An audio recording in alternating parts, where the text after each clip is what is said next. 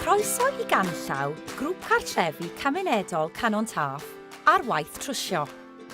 Cysylltwch â ni os oes difrod i strwythur neu di allan eich cartref neu ardaloedd cymunol.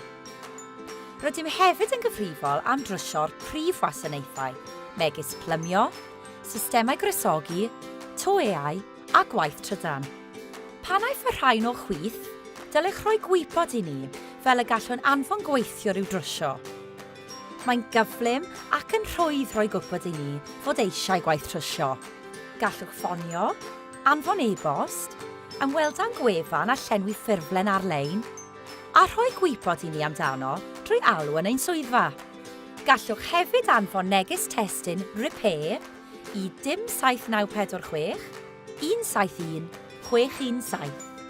Mae'n wirioneddol bwysig rhoi cymaint o wybodaeth ac y gallwch ac amser cyfleus i ni ymweld. Byddwn yn trefnu apwyntiad o fewn 2 ddiwrnod gwaith. Byddwn yn dweud wrthych os oes angen i chi godi carpedi neu orchuddio unrhyw gelfi ymlaen llaw.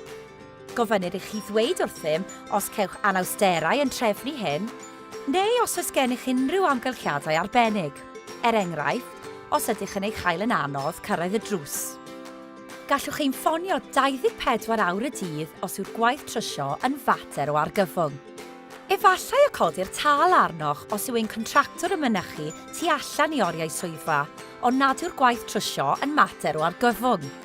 Cofiwch, mae angen i oedolyn cyfrifol fod yn bresennol yn eich cartref pan fydd y gwaith trwsio yn cael ei wneud.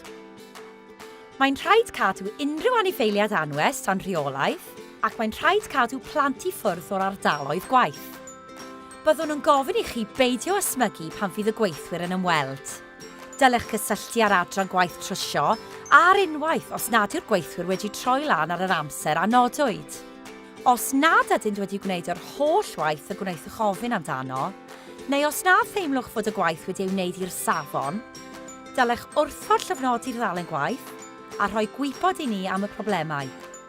Fel tenant, chi sy'n gyfrifol am bethau megis cael allweddi newydd os ydych wedi colli'r hen rai, unrhyw ddifrod a gaiff ei achosi gennych chi neu ymwelydd, gosod bylbiau golau newydd a gwneud yn siŵr fod eich gardd yn edrych yn daclus.